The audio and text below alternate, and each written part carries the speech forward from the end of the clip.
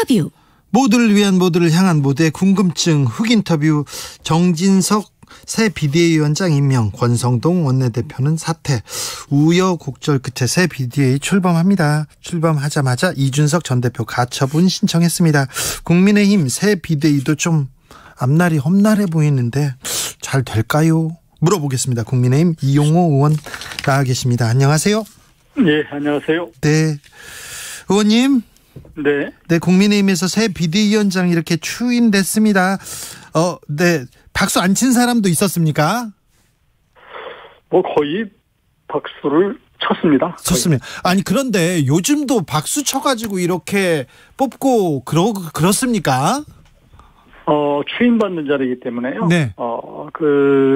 처음부터 이제 많은 의원들의 의견을 듣고 예. 또 절차를 밟아서 추인하는 의총장이었기 때문에 네.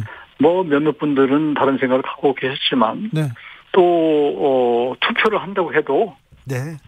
절대 다수가 추인에 찬성하는 그런 입장이었습니다. 몇몇 의원들은 좀 반대 입장도 이렇게 손들고 표명하고 그랬다면서요? 네, 뭐 한두 분 계셨는데 네. 정당이라는 게 언제든지 뭐 그런 것이 네. 있지 않습니까? 그렇죠. 네. 아무튼 거의 대부분의 의견으로 지금 정진석 국회 부회장 새 비대위원장 추인됐습니다.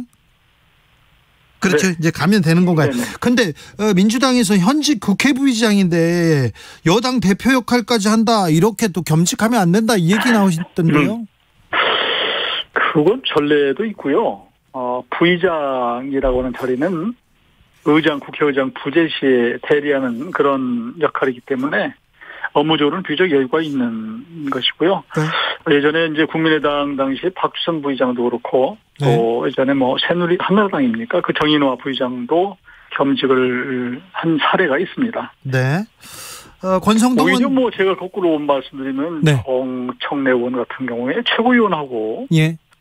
또 방통위원님 저 위원장입니까? 과방위원장이요? 과방위원장 저거 관리를 깨고 하는 것 자체가 이상하던데요. 뭐 결국 저 비난할 입장이 민주당도 못 되는 것 같은데. 아니, 국민 입장에서 보면 과방 네. 최고위원하고 과방위원장 하나, 그다음에 또 비대위원장하고 국회 부의장하고 하나, 국회 부의장이 더 높은 거 아닌가, 이런 생각이 있어가지고. 예, 네. 예. 뭐 그렇게 볼 수도 있는데요. 네. 하나는 국회직이고 하나는 당직이니까. 네. 뭐 그렇게 볼 수도 있겠네요. 그러나 전례가 있어서 네. 오직 하고 비대위라고 하는 게 비상 상황이니까요. 네, 의원님 얘기 들으니까 그렇구나, 그런 생각도 듭니다.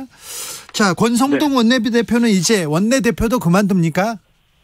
네, 이제 본인이 선언을 했고요. 오늘 사퇴 기자회견을 했고, 예.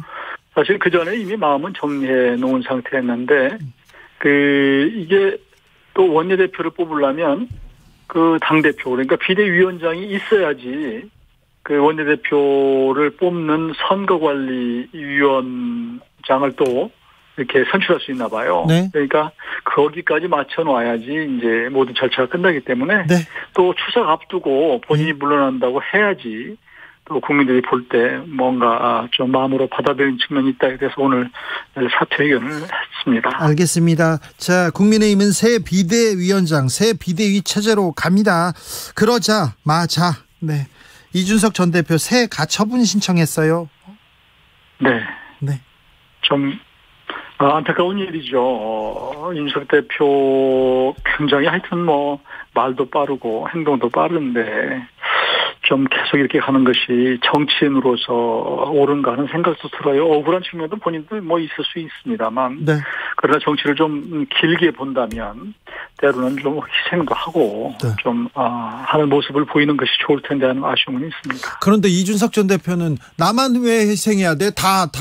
뭐 공은 같이 세웠는데 왜 나만 가지고 그래? 그렇게 얘기할 수도 있잖아요. 그러니까 그런 측면 있지만, 네. 그러나 이 사안이 시작된 게 이제 윤리위에서 그 징계로 시작됐거든요. 네.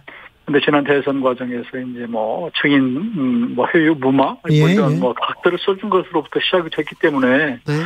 하여튼 본인이 억울하지만 그러나 그걸 수용하고 뭐 본인의 규칙 사유도 있으니까 예. 그럴 텐데 같이 죽자는 식으로 이렇게 나오니까 네. 참 당황스럽고 당으로 봐서는 힘들죠. 그러니까요. 국민의힘 바깥에서 보면요. 죽기 살기로 싸우는 것 같습니다. 같이 죽자고 싸우는 것 같아요. 왜? 그렇습니다. 네. 왜 정치인들이 정치로 안 풀어요? 왜 정치력이 실종됐습니까? 저도 좀 그런 부분이 아쉽고요. 그러니까 아마 전시였으면 선거 국면이었으면 그런 것들이 아마 정치로 풀렸을 텐데 평시가 돌아오니까 그러니까 그런 여유가 생겨서 서로 내부적으로 어떤 갈등이 생길 수도 있었겠구나라는 생각이 들어서 네. 저는 정치가 자꾸 사법부로 뭔가를 제기를 하고 네. 판사한테 모든 것을 운명을 맡기는 것이 참으로 잘못된 것이다 이렇게 봅니다. 네.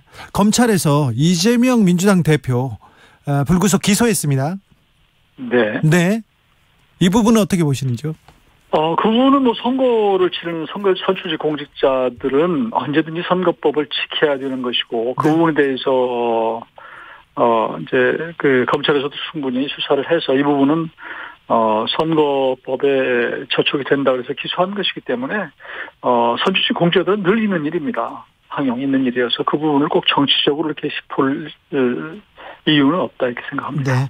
이준석 대표 얘기 조금 물어보겠습니다. 이준석 전 대표가 당하고 화해할 가능성은 없습니까? 이렇게 계속 싸우기만 할 겁니까? 이렇게 물어보고 싶어요. 이준석 대표가 좀 너무 가까이 하기엔 너무 먼 당신이 좀 너무 멀리 가버린 상황이 된 것 같고요. 이제는요? 네. 많이 감정이 지금 불편한, 불신이 많이 쌓여 있는 상태고 벌써 말로써 서로 많이 상처를 주는 상태이기 때문에 네. 조금 늦은 감이 있습니다만 그러나 뭐 또 늦었다고 할 때가 가장 빠른 데다 뭐 이런 속담도 있는데 이용호 의원은 끝까지 대화하자 끝까지 안아야 된다 하면서 계속 대화하자고 했는데 이용호 의원마저도 너무 멀리 갔다고 보시는 겁니까? 이준석 대표가? 지금 저는 뭐 이렇게 중간에서 보면 그렇습니다. 양쪽의 감정이 너무 격해 있는 상태고 예. 또 이분이 이제 이준석 대표 같은 경우는 이번이 처음 일이 아니기 때문에 이게 봉합이 된다고 봉합이 될 거냐 뭐 이것 때문에 또 더 그런 것 같아요. 그러나 네. 이제 정치라고 하는 게 이제 결국은 뭐 그 국민의 심판으로 늘 가부간 승패가 나는 거 아니겠어요? 네. 그래서 이제 다음 총선이 1년 6개월여 남아 있는데 그때까지는 이준석 대표도 정치인으로서 살기 위해서 집요하게 본인의 정치적 행보를 할 것이고 당은 당대로 또 그런 또 방어도 하고 나름대로 또 추세해서 갈 텐데 이게 상당한 시간이 안정될 때까지는 필요하지 않을까 싶습니다. 네. 또 가처분 결정이 나오면 어떻게 될지는 모르겠으나 그러면 어쨌거나 국민의힘 비대위는 어떻게 갑니까? 새 비대위 언제까지 어떤 권한을 갖게 되는 겁니까? 지금 의원들의 대부분 생각은 새로운 비대위는 지금 이 상황, 그러니까 이준석 대표와 관련된 상황 이런 것들이 잘 정리되는 것이 첫 번째예요. 그러니까 당을 안정시키고 통합시키는 것이 첫 번째고 그 다음에는 결국 이게 완전히 이제 안정되려면 새로운 지도체제가 생길 수밖에 없다. 그래서 전당대회 때까지 그런 중간 어떤 다리 역할을 하는 것이죠. 네. 전당대회는 언제쯤 있습니까? 많습니다.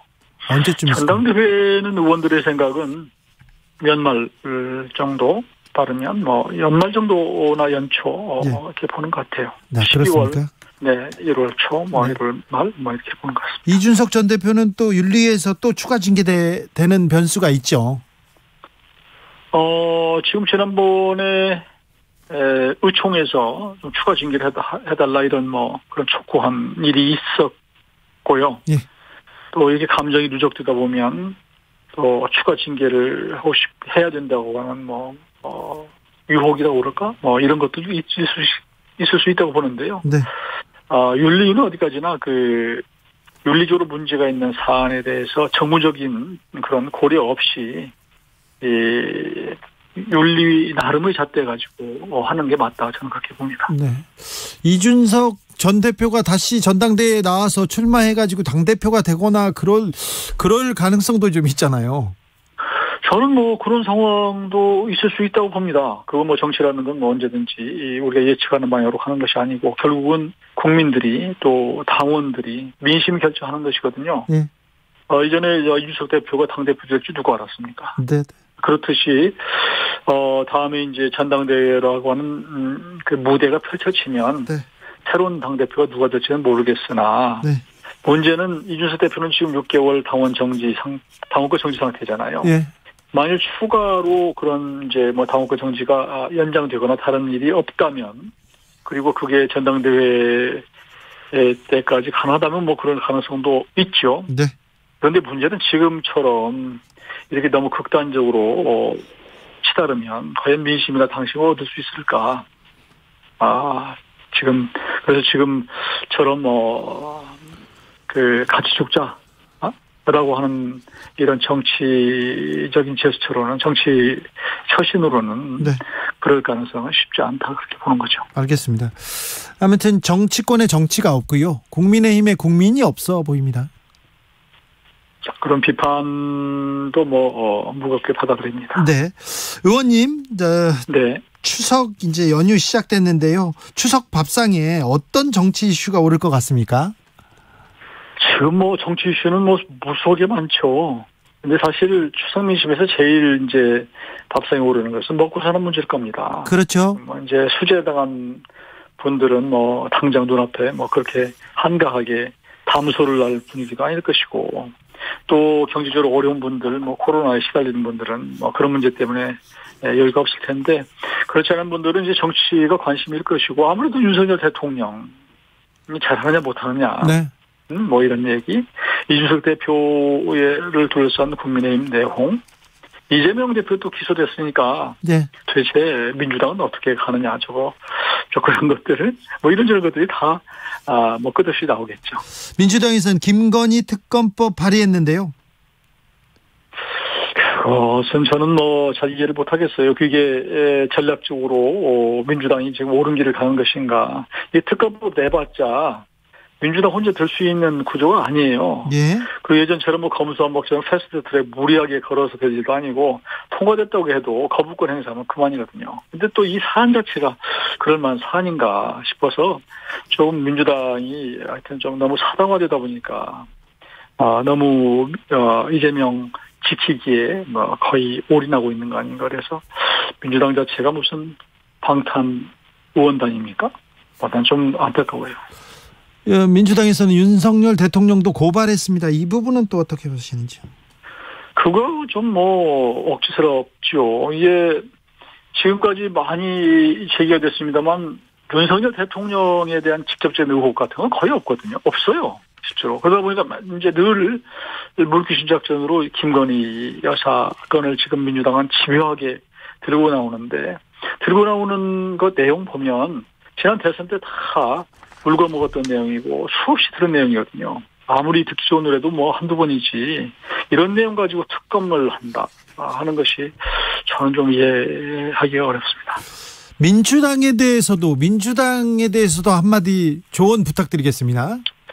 민주당은 비교적 그동안에 또 살아있는 정당이었는데 요즘에 무리하게 이제 이재명 당대표가 지난 대선에서 낙선하고 또 연구가 없는 개항에 가서 출마하고 또 당대표가 또 일부 반대도 불구하고 되고 또 기소가 돼도 당대표를 유지할 수 있는 이런 걸 해오면서 민주당의 민주성 이런 것들을 민주라고 하는 이런 부분이 좀 퇴색됐다라고 보기 때문에 네.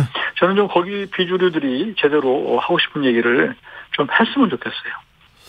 그러면 민주당이 더 건전해지지 않을까 싶습니다. 네. 아무튼 여야 연일 정쟁 벌이고 있고요. 정치권의 정치가 실종됐습니다. 어떻게 협치해야 될 텐데, 통합해야 될 텐데 어떻게 했으면 좋겠습니까? 지금은 말로는 다 협치하고 통합한다고 그러는데 실제로 이렇게 나타나는 거 보면 저는 전혀 그런 것 같지가 않아요. 왜? 그러니까 너무 진정성 없는 정치, 말로만 하는 정치를 하고 있다. 그러니까 국민들이 힘들어하는 거예요. 근데 책임은 1차적인 책임은 정부 여당에서 지는 거 아닙니까? 물론이죠. 저는 당연히 정부 여당이 큰 책임이 있고, 어차피 책임지고, 국민으로부터 위임받아서 이 국정을 끌어가는 것은 정부 여당이거든요. 네. 여당도 아니고 정부예요, 정부. 예. 그러니까 정부가 정말 진정성을 갖고 통합을 하는 모습을 보이고, 인사가 됐든 예산이 됐든 우리 국민을 통합하는 걸 보여야 될 거 아니겠습니까? 네. 이런 부분이 우선 사용돼야 되고, 네. 그리고 또 거기에 맞춰서 이제 집권당은 뒷받침을 잘 해야 되고, 또 민주당은 거기에 대해서 너무 또 정치 공세하지 말고 가십 정치, 그러니까 근본적인 것에 문제가 아닌 무슨 그냥 사소한 얘기들을, 국민들의 정서를 자꾸 자극하는 이런 정치를 자꾸 해나가는 것이 과연 바람직한가 하는 의문이 들어서, 국민들이 볼 때는 정말로 지금 못 견디게 좀 불편하고 힘들 거예요. 네네. 네. 알겠습니다. 정말 내각제 같으면 다 정부이든 야당이든 다 다시 해산하고, 또 의원직 다 그만두게 하고 좀 다시 선거하고 싶은, 그렇죠. 그런 심정일 겁니다. 국민들은 그렇습니다. 저도 사실은 저도 국민 중에 하나인데, 네. 제가 가까이서 보기에도 답답한 게 한두 가지 아니에요. 그러니까요. 좀 더 노력해 주십시오. 네, 그렇게 하겠습니다. 지금까지 국민의힘 이용호 의원이었습니다. 감사합니다. 네, 감사합니다.